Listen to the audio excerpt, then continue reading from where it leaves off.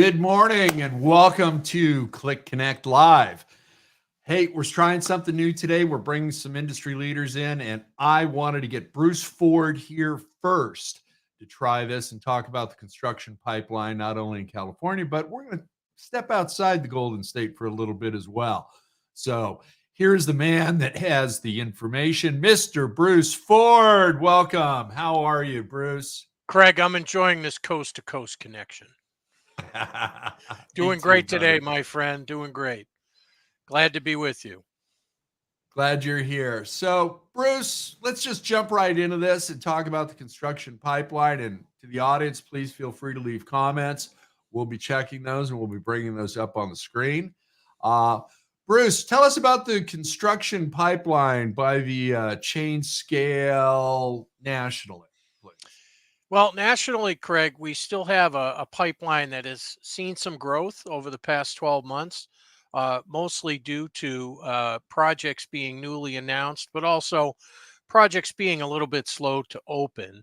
The pipeline has continued to extend open dates on projects, still seeing some delays due to supply chain shortages and in some cases, lack of funding to complete the project and having some complications with that. As you know, it is a little bit difficult to borrow money today, but we continue to see the flow of new announcements into the project pipeline, and that new announcements continues to flow down the chain scales into the upper mid-scale, and economy chain scales, because this is where all the new brand activity is. It's where Hilton's putting new brands. It's where IHG's putting new brands. It's where Choice is putting new brands, where Red Roof is putting new brands. So these are the investment vehicles that people prefer right now, largely because you can open a mid-scale hotel, in many cases, only 10 or 12 employees per 100 guest rooms. And that's really a good metric for many people right now. And they're buying into that. I agree. Now, looking at, your pie chart, you sent me some great information, and I'm hoping you can give me a mini version of all this that we could post on our blog as well. You've got 84 luxury projects shown, and it's over 17,600 rooms. Now, that seems to be a lot considering the financial markets that we're in right now, and also going into a election year. Is some of this going to be delayed because of this, or are all these under construction and boots on the ground and shovels? At the moment, about 25 of those are under construction, Craig. Again, we still continue to see these announcements, okay, in terms of putting the projects in the pipeline, but the likelihood of them starting continues to be in question. When you reach our second project stage, which is called Start in the Next 12 Months, where we've got about 35 of those projects, you're still only about 75% likely to actually open.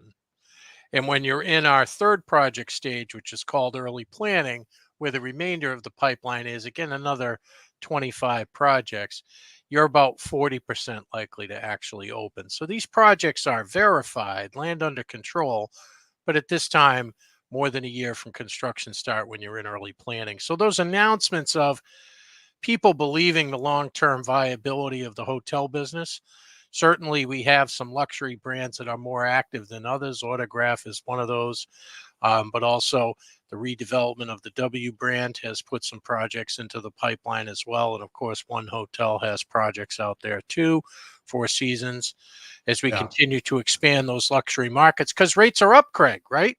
Rates are up 25%. Yes, they are. They're up 25% for over pre-pandemic levels. Now, let's not talk about the expense side of that equation, but rates are up, right? So therefore, there's more luxury markets.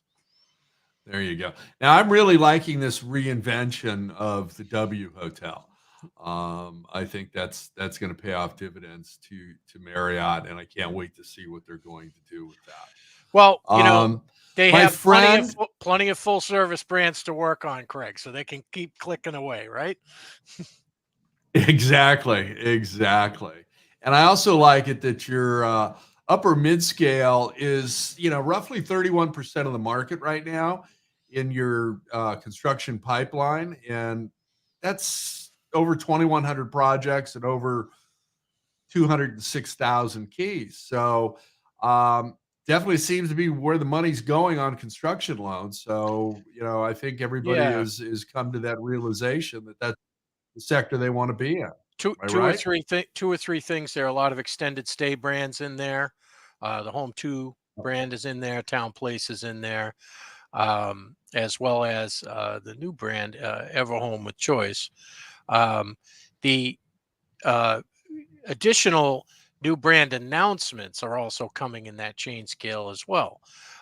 So upper mid scale, I was thinking about this the other day, Craig. 25 years ago or so, when I came into the industry, upper mid scale wasn't even a chain scale.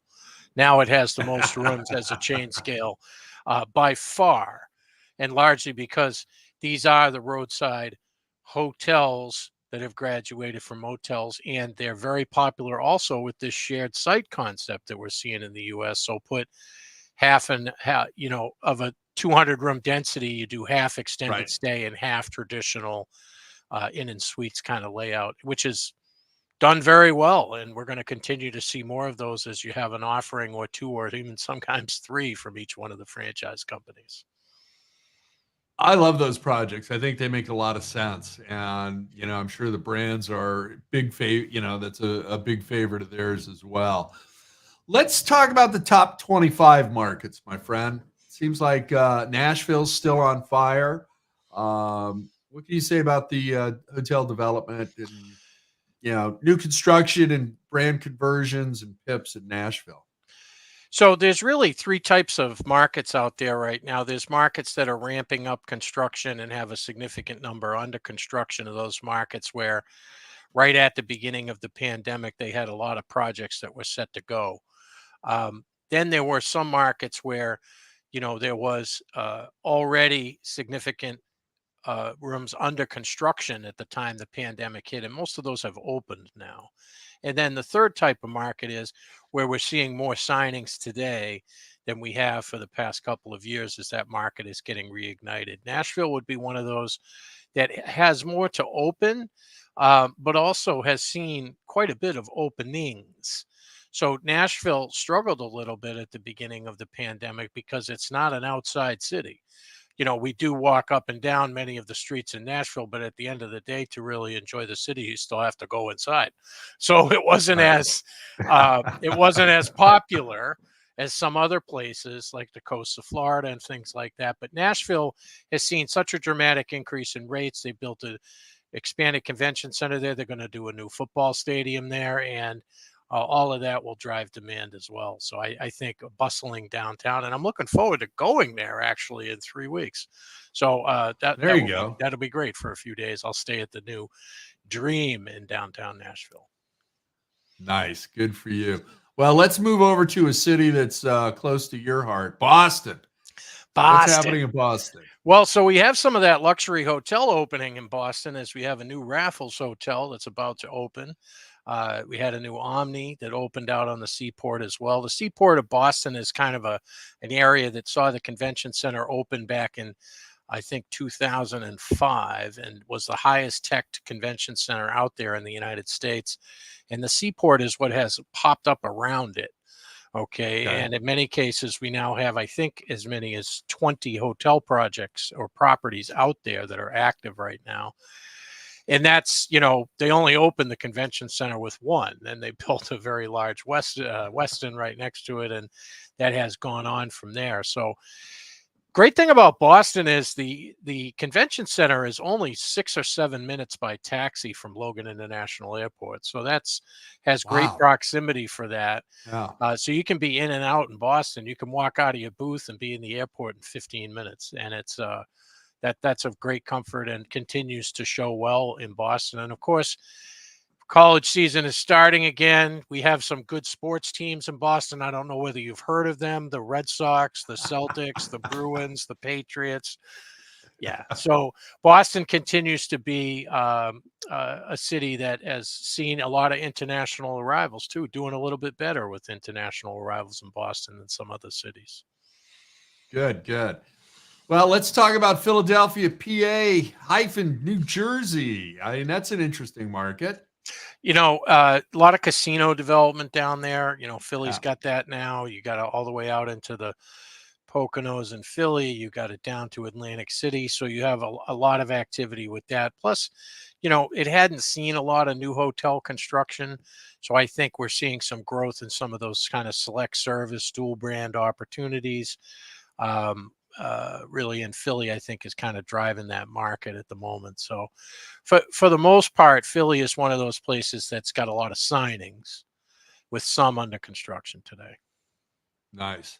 Well, let's go to the Big Apple. What's happening in New York, my friend? I was looking at year over year. So in New York last year, there was over 105 hotels under construction. Now we have less than 50. So there's been a lot of openings, but also some stalled projects now in Manhattan. So in many cases, New York is transitioning. I think in an urban center in the United States, there's probably no markets more reflective of still people are just not going back to the office in the waves that they were. New York, as you know, has more office space than any other city in the country for the square mileage that it is. And Los Angeles isn't too far behind. And both of those cities are still suffering a little bit from downtown occupancy because nobody's there to meet with. They're not coming into the office. How are we going to have a meeting? We continue to have these virtual meeting and virtual opportunities. So I think, New York has seen its wave of construction. Now New York will see its wave of distress and renovation and then reborn. New York occupancy still very good, but did have a 10 or 11% closure rate of rooms in the city during the pandemic that have yet to come back. Yeah. And they've also had a flop on a major hotel too. So it'll be interesting to see how that's reborn, if it is reborn. Yep. Let's go to the second city before we start our way out to the West Coast, my friend. What's happening in Chicago? Chicago has got, I think, some interesting challenges. They saw some new hotel development really kind of in the downtown urban core. They also saw some development around Midway and some development around O'Hare. But Chicago still is, really a 65 occupancy city that hasn't changed very much. So I think the remaking of Chicago would see a good number of conversion and renovation activities. And again, some of those project signings actually would be happening there as well. Absolutely. All right. Let's fly over the Golden State. Let's start with San Francisco. Obviously, they've had their share of problems, offices not coming back, various other issues, homeless, robberies, retail stores closing. What's happening there? Because I think once they get past 2024, I think they're gonna turn the corner, and I think all of this piling on needs to stop. But that's my opinion. Still very expensive to be an owner of a hotel in California. I think is really kind of the top of the list. I would be hoping that the state and the federal government are looking to do some work on how to solve that, how to make that an easier thing for commercial businesses to operate there. Still very, very cost intensive and not necessarily the rate elasticity that's needed. San Francisco is also not recovered from an international arrival standpoint. This was a shocking statistic, Craig, and this would tell you a little bit about where we are with international arrivals. Pre-pandemic, there were 410 daily nonstops from the United States into China. Do you know how many there are today? Less than 100? Less than 40. So it's a pretty dramatic difference when you start talking about arrivals into San Francisco and Los Angeles. It is changing. It's coming slowly, but it is easier for us to go places than it is still for people to come here. Keep in mind, it's only really been open for 2 months for unvaccinated travelers to come to America. That's still got a long run rate ahead of it. And it's still difficult to get a visa to come here. It's just a process. Just like it's longer to renew your passport, it's longer to get a visa to come to America too. So many of the coastal markets in California, Craig, that we looked at, we talked about before the call today, are still kind of getting ready to get ready. In many cases, the big markets, convention markets of Los Angeles and San Diego, They are in renovation and repositioning time right now, getting ready for the return of the meetings and conventions business, which is expected to really rise in 24. They saw, Yeah. fairly good performance during the pandemic, especially the coastal areas of those markets. The urban center's not as great, but of course, San Diego is kind of an urban resort area anyway. Not Right. dissimilar from, say, Orlando or some of the Gulf Coast areas of Florida. But at the same time, Los Angeles coastal areas did very well as well. So now renovating and repositioning and getting ready for the rebirth of that MICE business, which is also happening in another city like Las Vegas. The Yes. renovation and remaking of Las Vegas and the room inventory there for the return of meetings and conventions. So as soon as you can tell me that meetings and conventions are back to par with 2019, I'll tell you we're in recovery, Craig. I couldn't agree more with you, brother. Yeah, you're right. We've got a few things going on here, especially next year with an election. We've got ballot measures in Los Angeles. We've had some other things going on in Anaheim. It looks like it's spreading down to San Diego. Both H and LA and AHOA are getting involved, especially in the city of Los Angeles, where there's a ballot measure to force the hotels to shelter homeless people. And, it's dangerous for the staff, the guests, and the homeless person. We obviously need more shelters, and I keep reading about more projects along those lines and things going, into that particular bucket of assets. Yep. So I'm hoping that, people aren't getting too frightened by that ballot measure. I don't think it's going to pass, but I think it's got to be one of those things where our trade associations, our owners need to be talking to their representatives on the city council and going, hey guys, not as only is this unsafe for everybody, but you are also, killing the goose that laid the golden egg when it comes to sales tax and various other things as well. I hate to come back to money because it should always be about, human safety and well-being. But I just think this ballot measure was not thought out well. Are you hearing anything from active developers on that? Mandates are tough in the hotel business. We kind of take it in both ends at some time. So, we talk about this distressed marketplace, and I think there will certainly be some hospitality product that will be available at a discount that could potentially fit this use. I'm just not sure that mandate is the way to go. I agree with you. Hey, Bruce, before we wrap this up, let's go to the Aloha State. Obviously, Maui's had its, disaster with Lahaina. But looking at your report, there's only one hotel being built in the Aloha State. Yeah, it's already really happened there. There've been quite a few openings during the pandemic, and of course, Hawaii did almost close for a while, if you will. It was very challenging to get there. At the same time, Craig, I think Hawaii's ready for the renovation period to begin.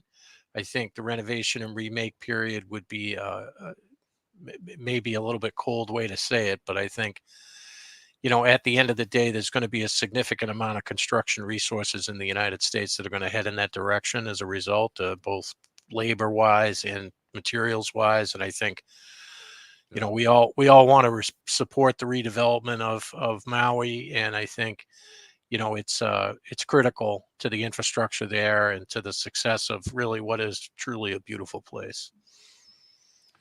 Hey, my favorite place in the country, without a doubt. So, right next to where you are, right? Exactly. Bruce, you're back chairing the CLIC 7 Hotel Development Deal of the Year. Yes. Let's talk about that for a second. And it is my great pleasure again to do so, Craig. Thank you so much for the opportunity. So we will be accepting and are accepting nominations as we speak for new hotel developments that are open in the state of California in 2022. 2022 since the conference. So we're talking June 2022 through what will ultimately be June 23, which will ultimately be on or before February 24. Okay, so we'd like to see those nominations. If you anticipate your property will open by then or has already opened, please visit clicconference.com to register your hotel. If you'd like to speak with a chairperson like myself or one of my committee members, we're happy to connect you with that to assist you in applying. There is no cost to do so, and the California Lodging Investment Conference will give 2 Development of the Years, one select service, one full service for the state of California, either a new construction hotel or a significant redevelopment of an existing hotel. So we'd welcome those nominations, and again, we'll go through the process of determining some finalists, and then we'll put the vote out. If you will. And it would be my pleasure to work with anybody that would like to nominate their hotel for new development in the state of California. Absolutely. Thank you, Bruce. And you can find the form for registering your project, ground up, repositioning, deep renovations on the CLIC website. We've also got an early registration special that's running through September 22nd. Price is going up then. So you can get in right now. It'll never be cheaper at $425. So you can go to our website, register there. You can also submit your hotel development deal. So please do that. Bruce, you've got great information. Let's do a shameless plug for Bruce Ford and Lodging Econometrics, please. We have released global construction trend numbers, as well as all the major regions of the world over the past 3 weeks, as we have put out new forecasts for 2025 new hotel construction across the world.